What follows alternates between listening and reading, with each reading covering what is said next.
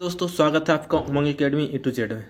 दोस्तों इस वीडियो में हम बात करने वाले हैं पर्यावरण के बारे में। भाग 3 के बारे में बात करें। सेट पी की बात करूं, सेट जो 7/7/2019 को हुआ था वो पेपर है। इसमें आप बात करेंगे पर्यावरण अध्ययन, देखेंगे पूरा का पूरा। इसके जो 60 से लेकर के जो 90 तक प्रश्न दिए वो पूरे के पूरे देखेंगे इसमें, ठीक है। एक एक प्रश्न का पूरा हल देखेंगे, क्या उत्तर हो सकता है, क्या सही है उसका उत्तर, पूरा का पूरा आंसर की इसमें देखेंगे, ठीक है। आपसे रिक्वेस्ट है, यदि वीडियो पहली बार बने हैं तो चैनल को सब्सक्राइब कर लें और साथ ही साथ वीडियो अच्छा लगे तो लाइक जरूर कर दें। कमेंट करके जरूर बताएं आपके जो आपके 60 में से 60 से 90 61 से 90 तक जो आपने प्रश्न किए हैं उसमें कुल 30 प्रश्न रहेंगे। 30 में से आपके कितने नंबर जो हैं वो आते हैं वो आप मुझे कमेंट बॉक्स से कमेंट करके बताइए कि कितने प्रश्न आपके सही हुए, ठीक है। यहाँ बेकार टाइम वेस्ट करें, पहले मैंने इंस्ट्रक्शन पढ़ने का तरीका बता दिया, क्या क्या करना है। यहाँ पर मैं बता रहा हूँ आपको पर्यावरण के प्रश्न जो है किस प्रकार से हल करने हैं और कितने प्रश्न आपके सही होते हैं ये देख लीजिए, ठीक है।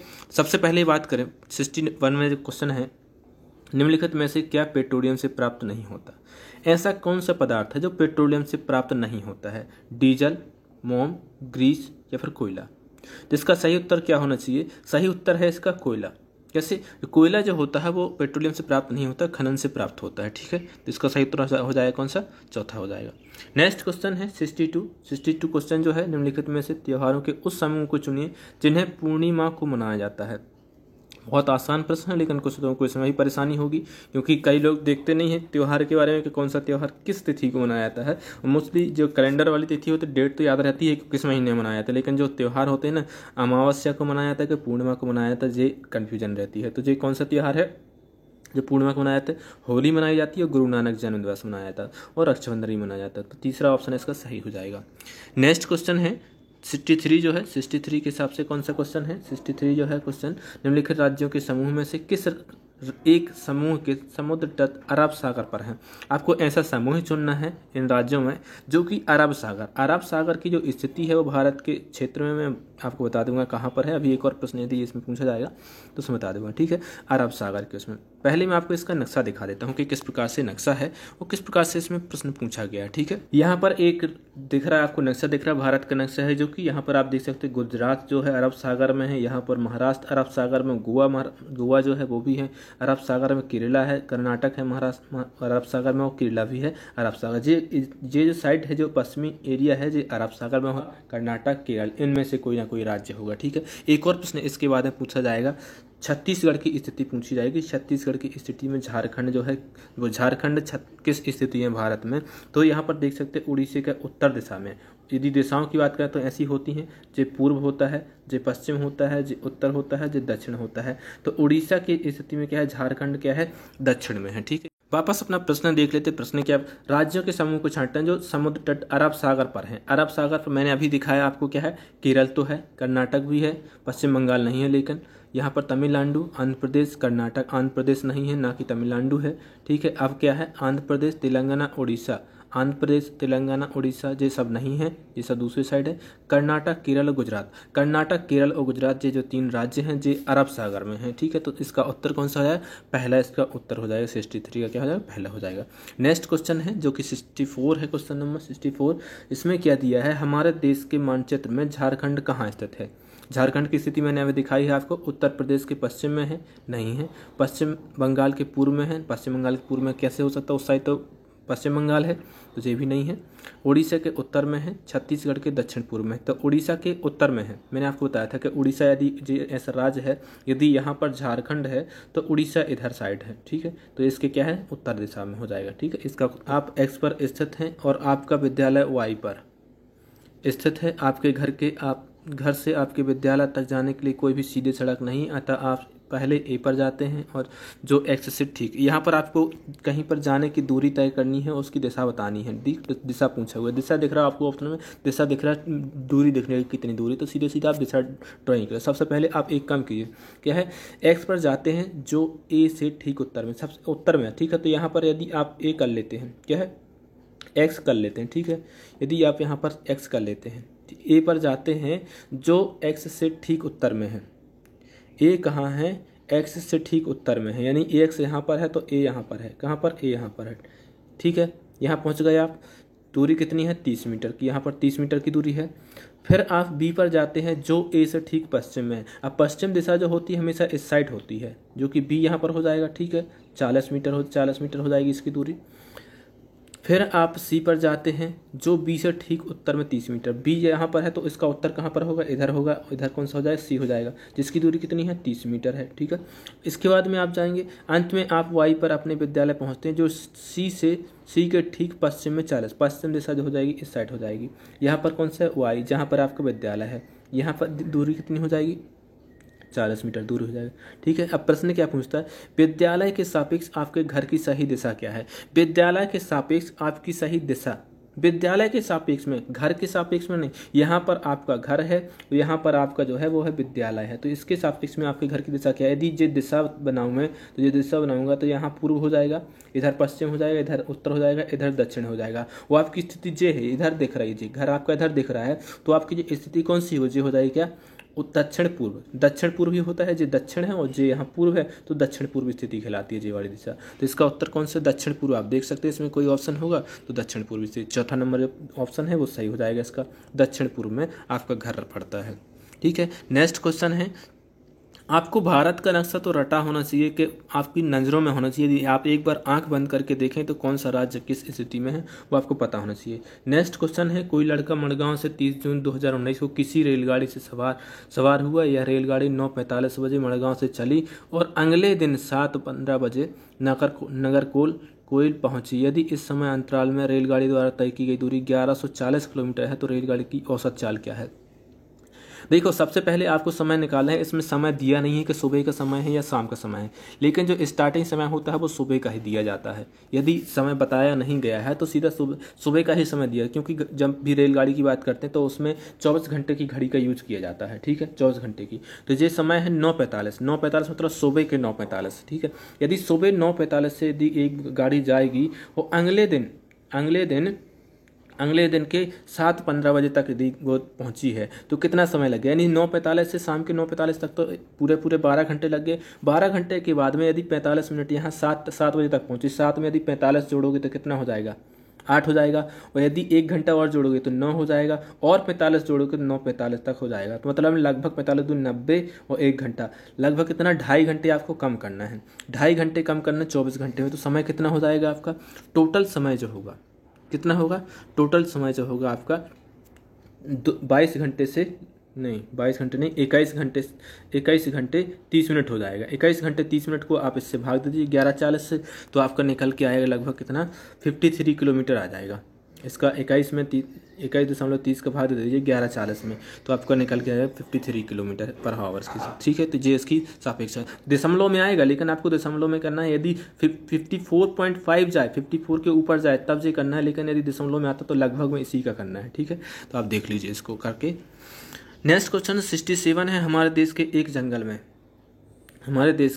एक जंगल में उस जंगल के लोग आदिवासी खेती के लिए जमीन पर ग्राम सभा पंचायत द्वारा एक विशेष मात्रक यूनिट अथवा इकाई में, जिसे टिन कहते हैं, आवंटित की जाती है। मतलब टिन के रूप में आवंटित की जाती है। टिन क्या है, वह भूमि जिसकी बीमाएं 100 मीटर इंटू 100 मीटर है। वह भूमि जिस पर कोई किसान 1 टन बीज बोता है। वह भूमि जिससे कोई किसान 1 बीज उत्पन्न करता है। यह भूमि का मात्रक है जिसकी अभिकल्पना विशेष रूप से जंगल किसानों के लिए की गई है। तो ये नहीं है, इसका सही उत्तर जो है वो दूसरा। भूमि टिन क्या है, टिन एक प्रकार से नापने की इकाई होती है, बीज नापने की इकाई होती है। तो इसके आधार पर कि कितना बीज पड़ता है उसके हिसाब से रखा गया है इसको। ठीक है, नेक्स्ट क्वेश्चन है 68 नंबर का जो क्वेश्चन है, कुछ दिया गया है। इसमें क्या दिया गया, नीचे दिए गए शहरों में से किस एक में रेत के पहाड़, जिन्हें रेत के टीले कहा जाता है, पाए जाते हैं। कोई ऐसा शहर है जहाँ पर रेत के पहाड़ या फिर टीले पाए जाते हैं, उसके बारे में आपको विशेषता बताई गई हैं। तो यदि एनसीईआरटी की बुक्स का आपने पूरा देखा होगा तो आपको मिल जाएगा। अभी कक्षा 4 का जो है अभी मैंने नहीं बनाया है, 1-2 दिन में बना के डाल दूंगा, तो वो भी आप देख लेना। और बहुत कुछ मैंने ईवीएस में कंप्लीट करवा दिया है कि कहाँ पर रेगिस्तान है, कहाँ पर बर्फीला स्थान है, और विशेष तौर पे जहाँ पर कोई राज्य है, स्टेट है, उनकी जो फेमस चीज़ है जो कि परीक्षा की दृष्टि से पूछी जाती है वो मैं करवा चुका हूँ पहले। तो क्या है, रेत का टीले की बात करें तो कहाँ पर होते हैं, काबुल, अबू धाबी, बर्लिन या फिर थिम्पू। तो रेत के टीले जो होते हैं वो पाए जाते हैं कहाँ, अबू धाबी में पाया जाता है। दूसरा इसका क्या हो जाएगा, सही हो जाएगा। अब नेक्स्ट क्वेश्चन है 69 का जो क्वेश्चन है, 69 क्वेश्चन क्या बोलते हैं, कुछ दिया है, कुछ कथन दिए हैं। हमारे सभी पुराने कुओं को देखते हैं जो अब सूख गए हैं। हमारे बड़े यह कहते हैं कि अब से लगभग 25-30 साल पहले इन कुओं में काफ़ी पानी था, परंतु अब यह पूरी तरह सूख गए हैं। निम्नलिखित में से कुओं के सूखने के संभावित सही कारणों को चुनिए। यदि कुएं सूख गए हैं 20-25-30 साल पहले वहाँ पर अच्छा पानी था लेकिन अब सूख गए हैं, तो क्या कारण, संभावित कारण आपको पता करना है उसमें से, ठीक है। तो इसमें सबसे पहला जो कारण दिया है वो क्या दिया है, जिन झीलों तालाबों में वर्षा का पानी इकट्ठा होता था अब वहाँ नहीं है। पेड़ों, कुओं और आसपास के क्षेत्रों को जमीन अब कोलतार सीमेंट से ढक दी गई है। कुओं को कोई उपयोग नहीं करता क्योंकि सबके हर घर में टोंटी लग गई है। या फिर भूमिगत जल को खींचने के लिए कई विद्युत मोटर चलित पंप लग गए हैं। तो क्या हो सकता है इसका सही उत्तर, यहाँ पर कोडिंग दी हुई है, आप यहाँ से देख सकते हैं। ए सही है, ये तो सही है, दूसरा भी सही दिख रहा है, चौथा भी सही दिख रहा है। सी जो है इसका नहीं है सही। क्यों? क्योंकि टोंटियों का कोई मतलब नहीं है। जब भूमिगत मोटर लग चुकी है तो टोंटियों से कोई उपयोग ही नहीं होता। टोंटियाँ तो सब कोई लगा लेता है, लेकिन इसका जो मुख्य कारण है वो ए बी और डी जो इसमें आपको देख सकता है कौन में, चौथा जो लास्ट ऑप्शन है उसमें दिख रहा है आपको, चौथा जो इसका ऑप्शन है वो सही हो जाएगा, ए बी और डी, ठीक है। तो चौथा इसका सही है। 70 की बात करें, 70 नंबर जो क्वेश्चन है उसके वो क्या कहता है, पर्यावरण अध्ययन में संकल्पना और मुद्दों को विज्ञान और सामाजिक विज्ञान विषय के रूप में नहीं रखा गया है, क्यों? पर्यावरण अध्ययन की संकल्पनाएं जो हैं वो विज्ञान और सामाजिक विज्ञान के रूप में नहीं रखा गया है, क्यों नहीं रखा गया है? सीबीएसई के द्वारा पर्यावरण अध्ययन के पाठ्यक्रम को इसी प्रकार से निर्धारित किया गया है, या फिर इस आयु वर्ग के बच्चे अपने परिवेश को समग्र रूप से देखते हैं, या फिर यह शिक्षण अधिगम की एक अच्छी युक्ति है, यह पाठ्यक्रम के भार को कम करने के लिए है। तो दोस्तों अच्छी युक्ति होती जब उसको रखा जाता, लेकिन नहीं रखा गया, ठीक है। ये पाठ्यक्रम को भार तो कम कराना नहीं है, आपको काफ़ी नहीं कराना है, ठीक है। और ये क्या है, सीबीएसई का पाठ्यक्रम यदि ऐसा होता तो इसको शामिल किया गया होता तो ये भी गलत हो जाएगा। लास्ट ऑप्शन आपको बचता है दूसरा। इस वायु जो प्राथमिक स्तर में बच्चे होते हैं वो अपनी परिवेश के जो समग्र रूप से देखते हैं, जो भी परिवेश में उपलब्ध होता है उसको समग्र रूप से देखते हैं, प्रत्यक्ष रूप से। तो इसका दूसरा ऑप्शन क्या हो जाएगा, सही हो जाएगा। नेक्स्ट क्वेश्चन है 71 है इस प्रश्न का। 71 का जो क्वेश्चन है वो क्या कहता है, निम्नलिखित में से कक्षा 1 और 2 के लिए पर्यावरण अध्ययन विषय के संदर्भ में सच है। कक्षा 1 और 2 के लिए पर्यावरण अध्ययन के विषय में सच क्या है? पर्यावरण अध्ययन से संबंधित मुद्दों और संबंधों का संपादन भाषा के द्वारा होता है। पर्यावरण अध्ययन से संबंधित मुद्दों और संबंधों का संपादन भाषा और गणित के माध्यम से होता है।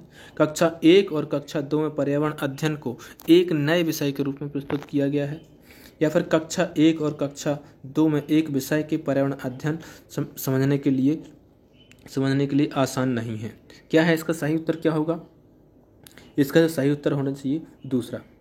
जो पर्यावरण अध्ययन है, पर्यावरण अध्ययन को से संबंधित मुद्दों और संबंधों का संपादन भाषा और गणित के माध्यम से होता है। जो भी पर्यावरण होता है, ऐसा कोई सही विषय नहीं जहाँ पर भाषा नहीं हो, ऐसा कोई सही विषय नहीं जहाँ का गणित का उपयोग नहीं है। हर एक विषय में होता है। हर एक विषय में देखते हैं आप, कहीं क्रमांक डला होता है, कहीं संख्या डली होती है, तो क्या होता है, संपादन होता है उसका संबंधित मुद्दे गणित एवं भाषा से। तो दूसरा इसका सही हो जाएगा।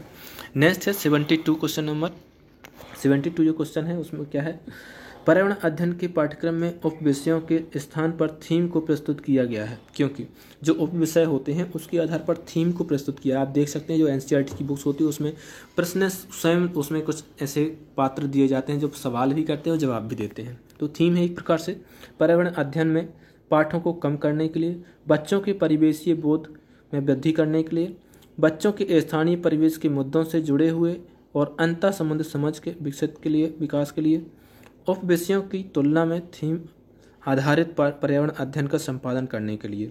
तो क्या होगा इसका सही उत्तर, 72 का जो होगा तीसरा, बच्चों के स्थानीय परिवेश के मुद्दों से जुड़े हुए अंतर संबंधित समझ के विकास के लिए किया गया है सब, ठीक है। तो तीसरा इसका सही हो जाएगा। नेक्स्ट क्वेश्चन है 73 जो क्वेश्चन है बहुत ही अच्छा क्वेश्चन है, वो कई बार परीक्षा में पूछा भी जा चुका है इस प्रकार का प्रश्न, ठीक है। तो क्या है प्रश्न, निम्नलिखित में से कौन सा वर्तमान पर्यावरण अध्ययन पाठ्यक्रम के 6 मुख्य थीम में से एक नहीं है? कुछ थीम दी गई हैं पर्यावरण में, उस थीम में से क्या नहीं है? आपको टॉपिक यदि एनसीईआरटी या सीटेट की जो बुक देखेंगे उसमें कुछ टॉपिक के नाम दिए गए हैं, कुछ नाम दिए गए हैं टॉपिकों के। वो नाम यदि आप आपका जो सिलेबस होगा यदि उसको दोहराएंगे तो आपको मिल जाएगा और उसमें आसानी से आप उसका उत्तर कर पाएंगे। भोजन के बारे में दिया है, आवास के बारे में दिया है, हम चीज़ें कैसे बनाते हैं ये भी दिया है, लेकिन नहीं दिया है तो कौन सा नहीं दिया, काम और खेल।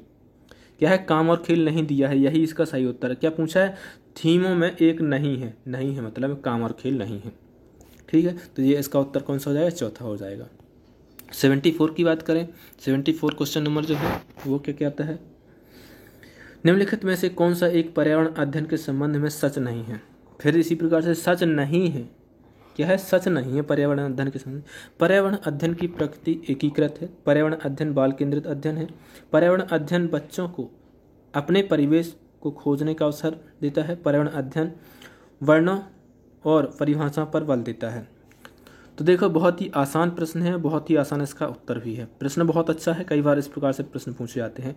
जो पर्यावरण अध्ययन है वो वर्णों और परिभाषाओं पर बल देता है, ये क्या है, नहीं है, ये सच नहीं है। जी जो पर्यावरण है वो बाल केंद्रित है, परिवेश में बालकों को खोजने का अवसर देता है, एकीकृत विषय के रूप में उपयोग करते हैं। यहाँ पर्यावरण एकीकृत कैसे करते हैं, जो सामाजिक विज्ञान होता है वो तो नहीं चलता है ना प्राइमरी स्तर पर, तो सब कुछ जो एक विषय में समा जाए वो होता है एकीकृत, और जो आपका चलता है पर्यावरण अध्ययन।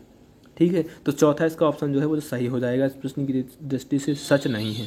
ठीक है, नेक्स्ट क्वेश्चन है 75 जो क्वेश्चन है वो क्या है, इसमें क्या है ये भी देख लेते हैं। निम्नलिखित में से क्या एक पर्यावरण अध्ययन में ज्ञान की रचना में बहुत ही महत्वपूर्ण है। देखो अभी 2 प्रश्न देखे वो उसमें महत्वपूर्ण नहीं था, सच नहीं था, इसमें बहुत ही महत्वपूर्ण है।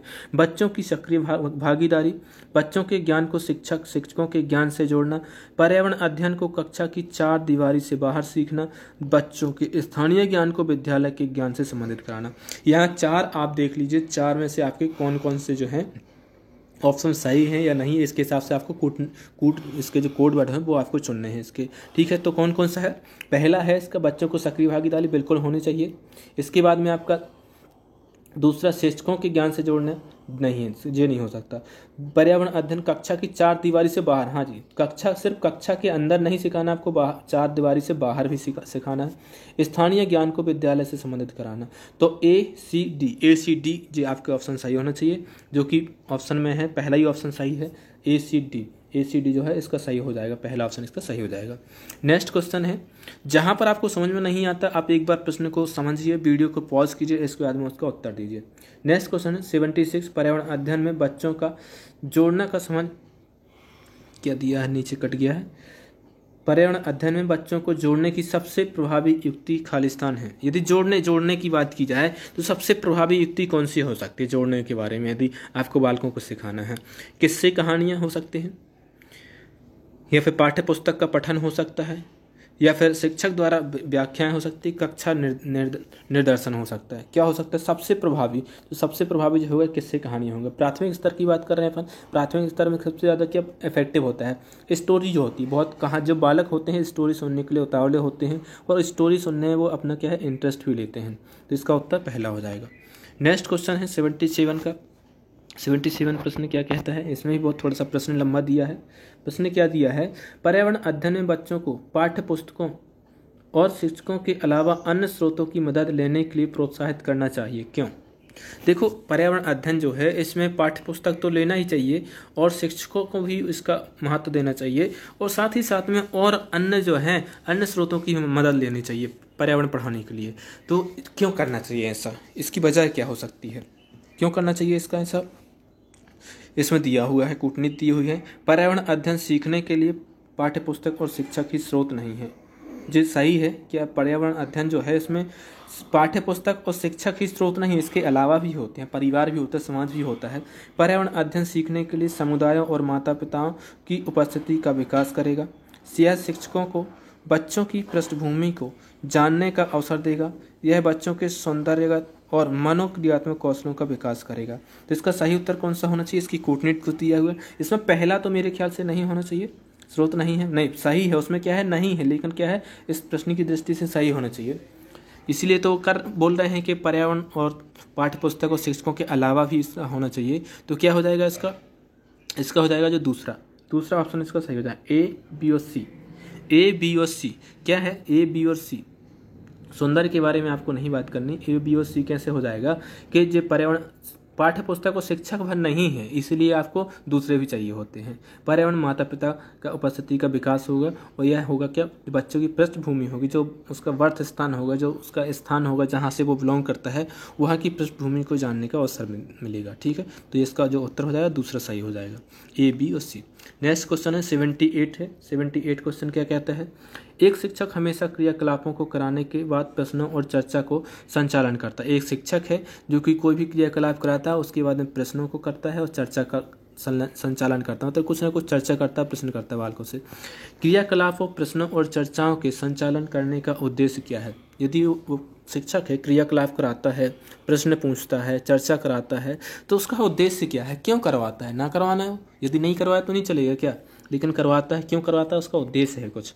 बच्चों की प्रक्रिया कौशलों का आकलन, बच्चों को खोजने का अवसर देना, बच्चों को अपने अभिव्यक्ति का अवसर देना, या फिर बच्चों को उनके सीखने की गति के आधार में विभेद करना। क्या होगा इसका सही उत्तर? इसका सही उत्तर जो होना चाहिए इसका ऑप्शन चौथा क्या है? ऑप्शन क्या है इसका? A B C. ऊपर के जो तीन ऑप्शन ऐसे हैं जो कि बालकों के विकास से संबंधित हैं। बच्चों की प्रक्रिया कौशलों का आकलन करना, बिल्कुल सही है, आकलन तो करेंगे ही, कितना सीखा है बालक ने। उनको खोजने का अवसर देना, यदि आपने कुछ पढ़ाया है, कुछ समझाया है, कुछ क्रियाकलाप कराया है, उसमें कुछ गलती हुई है तो आप उनको अवसर देते हैं कि कैसे आप उसमें से खोज सकते हैं कि क्या गलती हुई है। अभिव्यक्ति का अवसर, यदि उनको कुछ पूछना है, कुछ बताना है तो वो बता सकते हैं उस अवसर में जब संचालन करते हैं चर्चा का। ठीक है, तो इसका जो उत्तर हो जाएगा कौन सा हो जाएगा? ए, बी और सी, चौथा इसका ऑप्शन सही हो जाएगा। नेक्स्ट क्वेश्चन है 79। एक शिक्षक खाना किस प्रकार से खराब होता है पर एक प्रयोग करता है? एक शिक्षक है जो कि एक प्रयोग करता है कि खाना किस प्रकार से खराब होता है, इस पर एक प्रयोग करता है। शिक्षक बच्चों के समूह बनाकर उनको प्रयोग के संबंधित सामग्री देता है। शिक्षक बच्चों के समूह क्यों बनाता है? शिक्षक समूह क्यों बनाता है भाई? ना बनाए समूह, एक एक करके सबको दे दे, लेकिन समूह बनाने का कुछ ना कुछ तो मतलब होगा, कुछ ना कुछ तो उद्देश्य होगा। तो इसका सही उत्तर क्या होगा? तो देखिए आज इसके ऑप्शन देख लीजिए। कूटनीति वाले बहुत ज़्यादा आ रहे हैं इसमें। पहला ऑप्शन क्या है इसमें? यह सहपाठी अधिगम का समर्थन करता है। यह बच्चों की सामाजिक अंतःक्रिया में सुधार करता है। तीसरा है सी नंबर, समूह अधिगम बिना बोझ के पर्यावरण अध्ययन के अधिगम का प्रभावशाली तरीका है।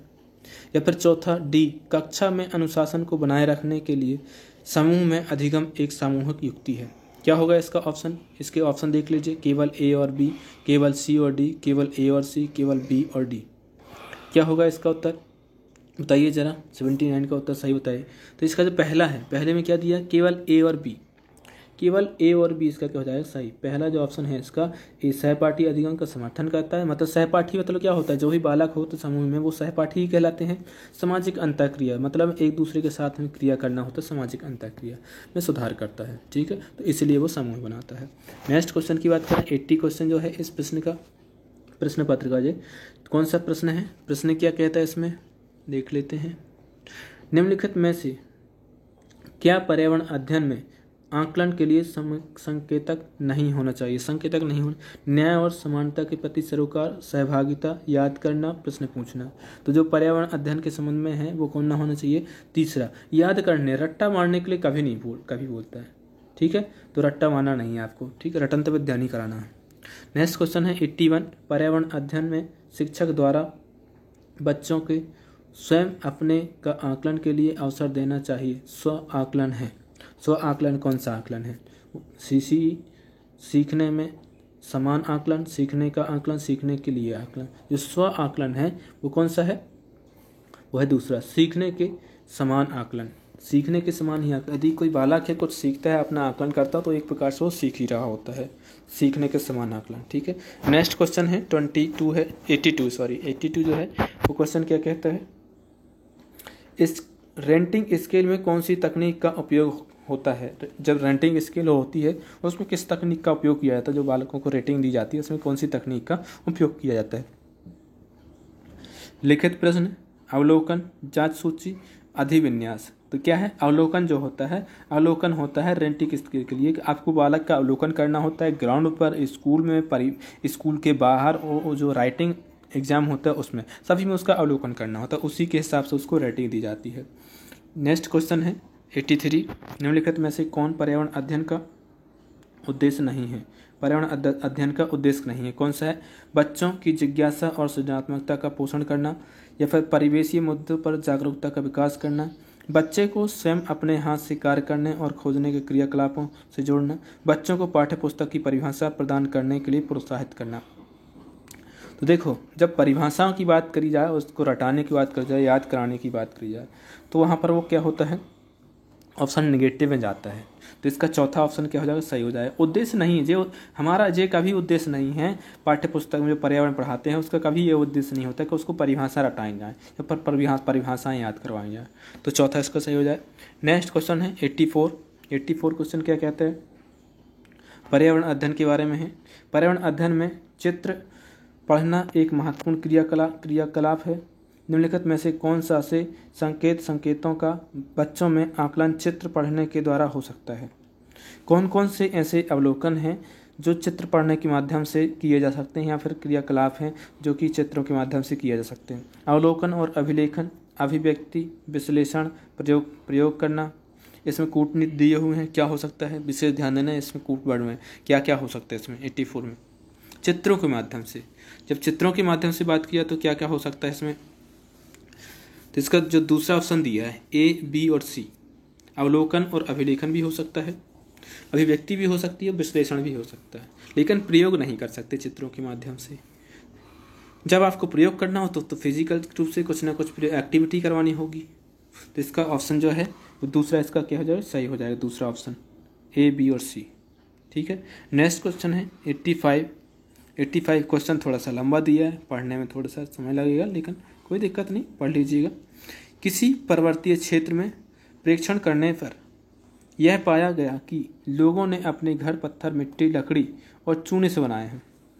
घर के बारे में विशेषता है, आवास के बारे में वीडियो में बना चुका हूँ। यह घर 2 मंजिले हैं। नीचे की मंजिल पर जानवरों को रखते हैं तथा ज़रूरत का सामान भी इकट्ठा करके रखते हैं। वह स्वयं पहली मंजिल पर रहते हैं। सभी घरों की छतें समतल हैं तथा इन्हें पेड़ों के मोटे तनों से बनाया गया है। यह पर्वतीय क्षेत्र नीचे दिए किस प्रदेश का भाग है। आगे विशेषता घरों के बारे में, तो ये किस पर्वतीय क्षेत्र का विशेषता बताई गई है, क्या है, जम्मू कश्मीर की बात चल रही है यहाँ पर। जब भी पशुओं की बात चीज़ें, पशु मंजिलों को रखते हैं, सबसे नीचे वाली मंजिल में रखते हैं किसको, जानवरों को रखते हैं। कहाँ पर, सबसे नीचे वाली मंजिल में, ये दिख रहा है सर, नीचे की मंजिल में जानवरों को रखते हैं। तो ये कहाँ पर है, जम्मू कश्मीर की बात चल रही है। तो इसका उत्तर कौन सा हो जाए, चौथा इसका सही हो जाएगा ऑप्शन।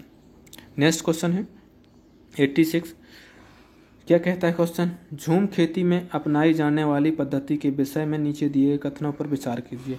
झूम खेती जो है उसके बारे में कुछ कथन दिए गए हैं, उसमें आपको विचार करना है कि कौन से सही है कौन से नहीं है। एक फसल प्राप्त काटने के बाद जमीन को कुछ साल तक ऐसे ही छोड़ देते हैं। क्या यही झूम खेती की विशेषता है। इस जगह जो बांस या खरपतवार जंगल उग आता है उसे उखाड़ कर जला देते हैं। खरपतवार जंगल आदि को जलाने पर प्राप्त राख को खाद की तरह काम में लाते हैं। या फिर इस जमीन में खेती को बारी आती है तो बीज छिड़कने से पहले इसे गहरा जोत दिया जाता है। अब ये 4 कथन दिए हैं, 4 कथन हैं। सही कथन कौन कौन से वो आप देख लीजिए, सही कथन कौन कौन से हैं इसके वो आप देख लीजिए एक बार अच्छे से। आप कथन जो है वो आप पढ़ लीजिए, इसके बाद में उत्तर दीजिए कौन सा ऐसा कथन है जो कि आपको लगता है कि झूम खेती की विशेषताओं के बारे में। तो इसका जो पहला कथन है ए, क्या कहता है, एक फसल प्राप्त करने के बाद जमीन को कुछ साल तक ऐसे ही छोड़ दी जाती, वो होती झूम खेती। तो ये क्या हो जाएगा, इसका पहला जो ऑप्शन सही हो जाएगा, केवल एक, पहला ऑप्शन क्या हो जाएगा इसका सही, केवल ए। ठीक है। नेक्स्ट क्वेश्चन है 87 है। 87 यहाँ भी कुछ ना कुछ विशेषता दी गई है, किसी राज्य के बारे में, किसी खाने के बारे में।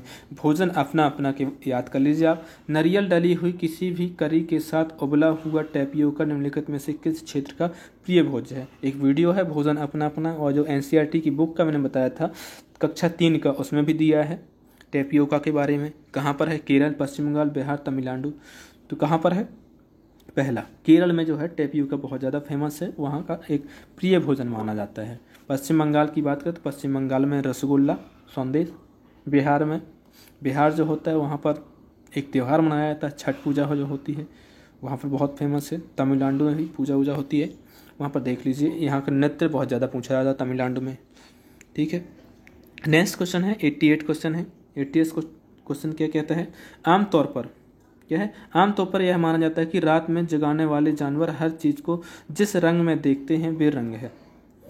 हमेशा इस प्रकार के प्रश्न SSC में पूछे जाते हैं कि कुछ जानवर हैं, कुछ जीव हैं जो कि रात में चलते हैं, वो हमेशा किस रंग को देखते हैं। बैगनी और नीला, हरा और पीला, नारंगी और लाल, काला और सफ़ेद। तो क्या है, जो भी जानवर होते हैं वो हमेशा काला और सफ़ेद देख पाते हैं। काला और सफ़ेद ही देख पाते हैं जो रात को चलते हैं या फिर रात को जागते हैं। जैसे कि यदि आप बात करें उल्लू की, उल्लू रात में जगता है, तो वह चमगादड़ भी रात में उड़ता है, तो वो हमेशा काला और सफ़ेद कलर ही देख पाते हैं, इसके अलावा कोई भी कलर वो नहीं देख पाते। तो चौथा इसका सही।